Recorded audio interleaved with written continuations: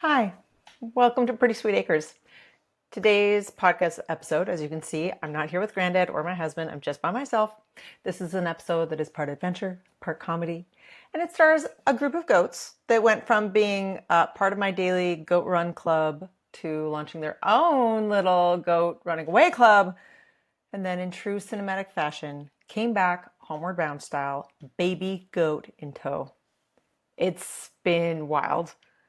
So grab your coffee or listen to me while you do barn chores, farm chores, because you're about to hear the full story from the storm that kind of started it all the way through to the miracle of a mama goat finding her way back home and then leading her baby and her brothers back to us. But before I jump in, a quick favor. If you love hearing stories like this and want to support our animal rescue efforts, head over to prettysweetacres.com. Treat yourself to a shirt or a hoodie. We have some really cute designs on there, including designs that say Goat Run Club and a few that are like the Goat Running Away Club. Every purchase helps us keep this place running. It helps our rescues, helps with spay-neuter situations, that sort of thing. So anyways, here we go. Part one, Hurricane Helene. Okay, we have to rewind all the way back to Hurricane Helene. So we were living in a rental, actually a rental right beside this loft that I'm in now. At this point, the goats were all relatively new to us. We'd had them for maybe a few months. And then Helene hit and everything changed. So our creek that's right behind our rental rose really fast. We were keeping an eye on it. We had an emergency plan. But before we knew it, it was like knee-high water swallowing up the yard and road surrounding our property. And so I grabbed the goats, I grabbed the Pyrenees, I grabbed our rescue dogs. We executed our emergency plan. I hauled all the animals up to the second floor of our barn and we ran to our farmhouse. We had literally just closed on our farmhouse, which is the house that we were going to buy and reno and then move into slowly over time. But we rushed, we ran, we didn't know what to expect. And then we made it through. The farmhouse was dry, thankfully. And the next morning, when we tried to go back to our rental to check on the animals, the road had collapsed. So we ended up hoofing it by foot. Pretty much every day for several days, we hiked in to feed everyone, check on everyone, and then eventually they fixed the road. But at our farmhouse, like there were no fences. There was like an old shed, and that's it. That was basically falling apart. So, we were in restoration emergency mode. We were trying to get everything cleaned up here, and we did the best we could to put up a fence fast at the farmhouse. So, at this point, the dogs and the goats basically were all free ranging for like a couple of weeks at our rental. They didn't really go anywhere. They kind of stayed on the property with our chickens and stuff like that. And finally, we got this fencing up and we brought everyone to the farmhouse. And that fencing is really not goat proof, as we later discovered, but it seemed to do the job like for months. It was a little bit of a smaller space though. And so I definitely knew that the Pyrenees would like need to be walked and get their itchies out and stuff like that. So I'm like, all right, I'm going to take the Pyrenees for a run. It's going to be great. And, at the same time, I knew that the goats had shown that they could free range without leaving, which is like pretty common with goats. Like so long as they know where the food is and where home is, they won't really leave. But this takes me to part two, Goat Run Club. Now, this is where it gets a little fun. So obviously I've been running all summer with our Pyrenees, our rescues, the whole dog crew. And if you've ever met a Great Pyrenees, you know that they're not exactly sprinters, but they will jog with you, especially if they know that they get their breakfast after. So anyways, one morning I lace up, I take the Pyrenees, the goats were free ranging. They see us leave, and I hear, as I'm like running away from the farmhouse, I hear all this bleating behind me. And they started to run after us. And I'm like, no, no, no, no, no, you can't. No, no, no. So like I tried to stop them and I like chased them back to the house. And then they ran around the farmhouse and I started to go up the road and then they were behind us again yelling at us. And I'm like, you know what? We're just going to try it. This road isn't like super busy. It's early in the morning. Let's see what happens. Like worst case scenario, I'll have to round up the goats, I guess. And one thing I realized is that the goats, I mean, they like me a lot, but they love their Pyrenees. Like their Pyrenees are part of their herd. They followed those Pyrenees a mile and a half up the road and then all the way back home the entire time. And I like brought out my camera for part of it because I'm like, this is insane. I can't believe these goats are running with us. And I posted it, and that's kind of the video that went viral. And a lot of you started following me because of that video. And that was the day that the Goat Run Club launched. And it was like such a fun fall and winter. And pretty much anytime I would go for a run, the goats would follow. We even brought them, like, we drove them over to our land at one point and hiked with them. It's a little hard to get them in and out of the car, but anyways, the road worked great for what we needed to do. Now, let's fast forward to February, the Great Escape. So everything was great. The goats never really had an issue with going back into their fenced paddock. Again, so long as the dogs stayed on the property, they were happy to just follow the dogs around and they could be lured with treats. But I decided to go on vacation for the first time in like 2 years. And I had an animal sitter all lined up and everything was sorted. And literally right after my plane landed, we were visiting Granddad in Florida. Plane landed, we're in the van, we're heading to Granddad's house. And I get a message from one of my neighbors. And she's like, your dogs and goats are walking down 209 right now. It's like they knew I wasn't just going grocery shopping. They knew I was going on vacation, and they decided to like tear open the fence and take themselves for a walk.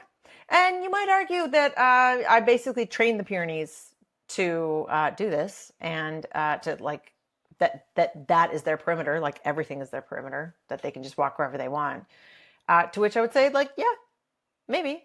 Pyrenees will literally go as far as they can, whenever they can, no matter what, unless you have a strong fence. And I think the fence finally busted. So our animal caretaker, like neighbors, like everyone lured them back. They got back in. Fence was fixed. And then a few days later, they did it again to the other side.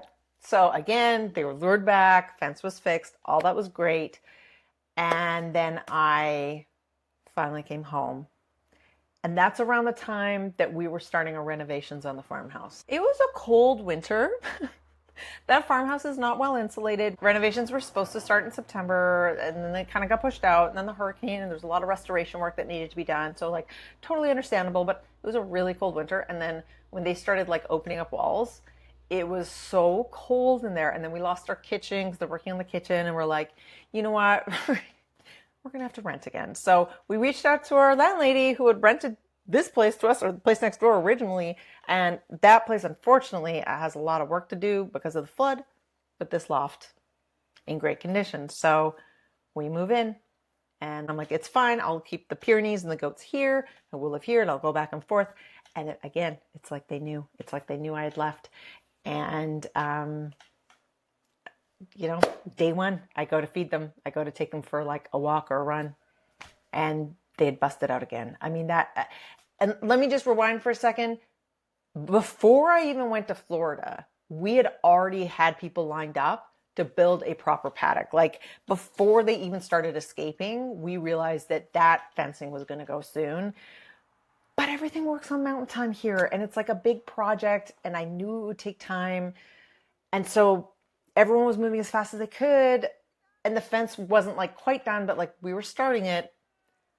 But we just didn't quite time it correctly. And I saw that the goats and the Pyrenees were gone again. So like this had happened twice already when I was in Florida. So I'm like, it won't be that bad. We'll round them up. It's fine. I reached out to the community. I'm like, please keep an eye out for everyone. My neighbor messaged me later that night. She's like, yeah, your animals are here. I drove up. I actually stopped there was someone like on the road who, he had a flat. And I'm like, hey, I want to help you. I got to go, like my animals. And he's like, oh yeah, no, we saw goats. Like, yeah, they're up there. Great. I show up to my neighbor's house and it's only the Pyrenees. And I'm like, oh, the goats? And she's like, oh no, it was just your dogs. Which is really weird because normally, like the goats would rather eat a boot than be separated from their livestock guardian dogs. They cry and they scream and they get super stressed out when they separate. So it didn't make any sense. And I'm like, they got to be close by. Maybe they got spooked. Maybe they got distracted. I don't know what happened. It was kind of dark out. Like maybe they hunkered down somewhere. Again, I'm like, there's not really many places for them to go. They're going to be nearby. They don't like being apart from the dogs and us. They'll come back. And then they just didn't. So now we're at the point in the story, goat search party. It started like the next day. I reached out to the community. I started posting on Facebook pages, dog and cat and animal lost and found pages. I called the shelter. I even hired a drone pilot to scan the mountainside. The one side of the mountain that I thought they probably would have gone up, because the other side has a creek along it, and goats don't typically like creeks. And we didn't see anything, like no sign of them. Like I was hoping for closure, at least, you know, if we saw evidence that a predator had got to them, like coyotes. There was no leaves on the trees. He even saw like other animals up there, but there was no sighting. We didn't know where any of them went. And the last time those goats were spotted was the day that they had disappeared by the passerby who was like, yeah, I saw goats on the side of the road. So all of this being said, very stressful. But the part that was like the most heart-wrenching is that our girl goat, Cricket, was a first-time pregnant mama, and she was due in a few weeks. And weeks passed, and I put up flyers, and I kept my hopes up, but like at some point, I didn't know what else I could do. And a lot of people suggested like get sniffer dogs or this or that. And I'm like, but we looked at the whole mountain and they weren't there. And so I started to think like, it's possible they got picked up. Apparently that's happened before. So you see goats, like no tags, like goats aren't microchipped. So, you know, I guess advice to me would be like maybe put collars on them with my phone number or something.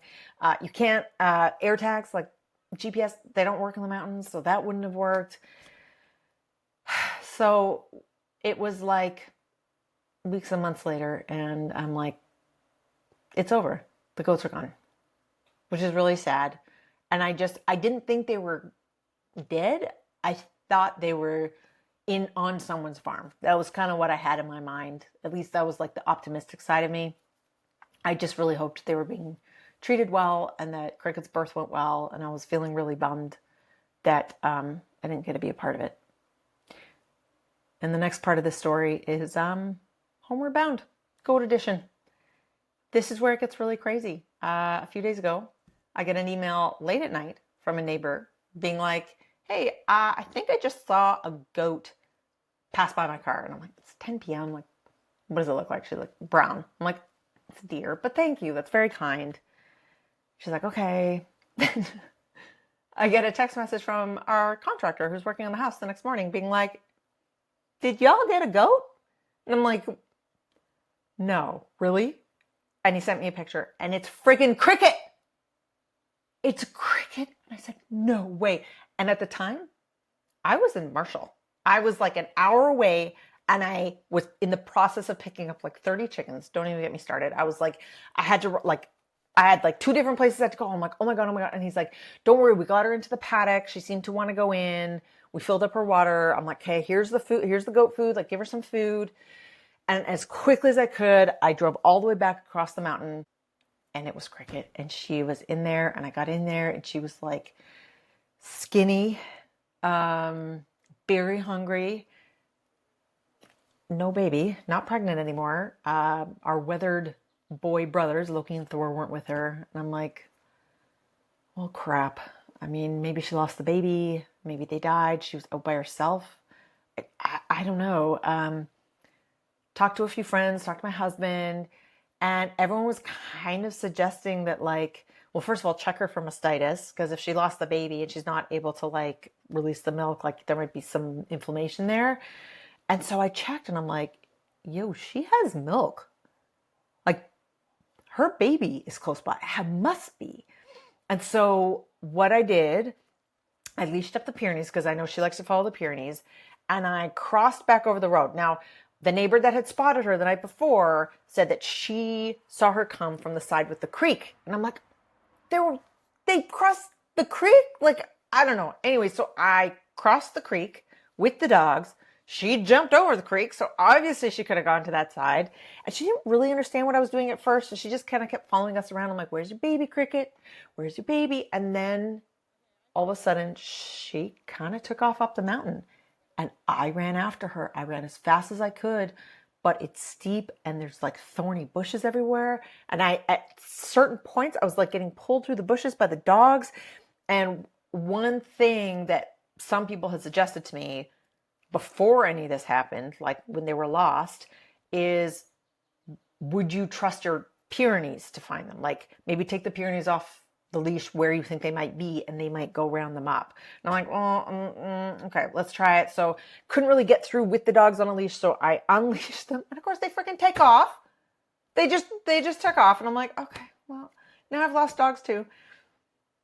But I could hear Cricket in the distance. I could hear her bleeding. And so I kept going towards that noise.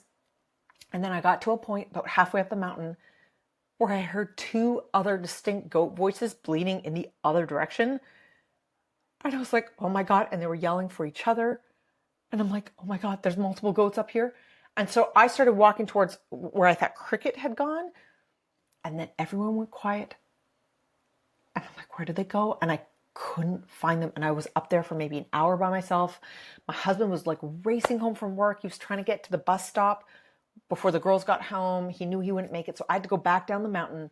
I grabbed the girls. I got a call. The dogs had ended up at Trust General.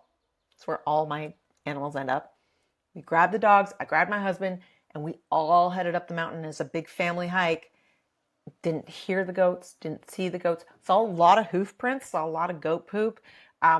We were kind of following the goat prints and it looked like they were heading like on the mountainside parallel to the road in the direction of Trust General, of course. But we couldn't pass it like as people. We were just too big and there was too many thorns. And I said, you know what? I'm going to get this drone pilot back out and maybe he can like use a heat because there's leaves on the trees now. So maybe he can use like a heat sensor to figure out where they are. Or maybe Cricket will come back in the meanwhile. I wasn't really sure. So sun was going down. We headed back down the mountain. We had the drone pilot lined up for Sunday. And the next day I get a phone call. The girls had just gotten off the school bus that day. And it was my friend who works at Trust General. And she said, there's a lady here who says she has goats in her yard. And then she hands the phone to the lady, and the lady's like, there's 3 goats and a baby that are in my yard. I said, stop it. And she described them, and it was like the coloring of the 3 big goats. And so I'm like, hung up. I'm like, girls, we gotta get the goats. And so I grabbed some goat food. We raced to the car, and we drove so fast to the house just past Trust General. And there they all were. All the goats, they had kind of been spooked. We had to like slowly creep up and they were all there. And I'm getting emotional just thinking about it. Like all of them. And this little baby came out too. So Cricket came up to us first. The boys were a little nervous, but when they saw I had food, like they were all pretty skinny and hungry. Baby was just in for whatever. I'm like, how are you not this feral creature that's scared of me? But like, it seemed totally fine. I opened up the van door. Cricket hopped in right away. The baby hopped in after her. Rounding up the boys was a little more work. Because like, okay, Cricket and baby are in, but so I closed the door. And then how do you get the rest of the goats in without Cricket hopping out? So like, it was this game of like opening up doors and like trying to get them to hear each other, trying to lure them in with food. We eventually got both boys into the van. And I probably sat in the van with my daughters for like an hour, just being like, and I had the baby on my lap and Cricket at my feet. And the boys were like, all the goats were all just like, all of us were just like. And so we drove to the farmhouse. The Pyrenees were in their new paddock by themselves. And I put them on long lead so that they wouldn't escape. I opened up the gates and I lured the goats out with feed and I closed the gates behind. And I'm still shocked. I still cannot believe that we managed to get all the goats home to safety. It is wild to me. The future for the goats. Since then, they've been home, I don't know, a few days, a week. I'm losing track of time, but they're all back at the farmhouse. I have not let them free range yet. I may not, to be honest. Am I going to do the goat run club with them? Not while there's a little baby. It's just too little. I want to get the baby a bit bigger. And I never really liked running with them on the road. That was never really my intention. It just kind of happened. And it was like the only option I had to get my exercising, get the dogs exercising, and the goats would just follow because we didn't really have a good system in place. But now that we have this very secure fencing set up, I'm able to pull the dogs out. The goats don't love it, but I can take the dogs for a run or a walk without the goats. And then once baby's a bit bigger, I would really love to activate our land and get like proper netting set up there with shelters and everything, and do some rotational grazing because like our land is huge and there's a lot of like poison ivy and like really delicious things that they can eat there. And then we have like a full road on our mountain that we can like hike and walk up and everything like that. I mean, yeah, that part's really fun. And then the other super duper fun part of this whole story is that during, like, while our goats were missing, I got a message from one of our followers from Virginia just being like, hey, listen, like we have these 2 4-year-old goats. We also have a set of like younger goats. And unfortunately, they don't get along. The younger goats were like bullying the older goats. She's like, I don't know. It sounds like you guys are looking for maybe livestock for your Pyrenees. Would you be open to us driving the older girls down? And I was like, oh my gosh, like if you guys are willing to do the drive, that would be amazing. Like I would love to, they're like rescue goats. I say rescue, I'm using the term loosely because obviously they were very beloved, but the living situation just wasn't right for them.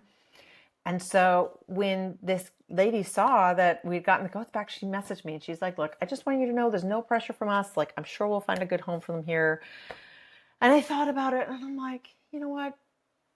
I freaking love goats, man. I would love to bring your goats in. And so just today, she and her husband drove all the way from Virginia. They drove like 6.5 hours with their goats, in the goats in the back, and they dropped them off.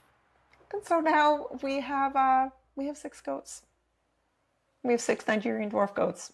It's awesome, and the girls seem really sweet. All the goats were kind of like headbutting each other a little bit in the beginning, like just pecking order and all that kind of stuff. But like they all settled down. The paddock is looking really good. The fence is secure.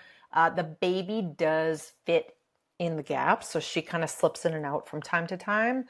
But I talked to like a bunch of people about it. I talked to a vet. I talked to other goat owners. Like that's pretty usual with these little guys. They don't stray far from mama, and because of the milk source. And by the time they're weaned, like they're too big to fit through that stuff. So I'll keep an eye on it. Make sure that she's being safe. And our neighbor actually offered to let me bring my goats to her paddock where there's a lot of grass and stuff.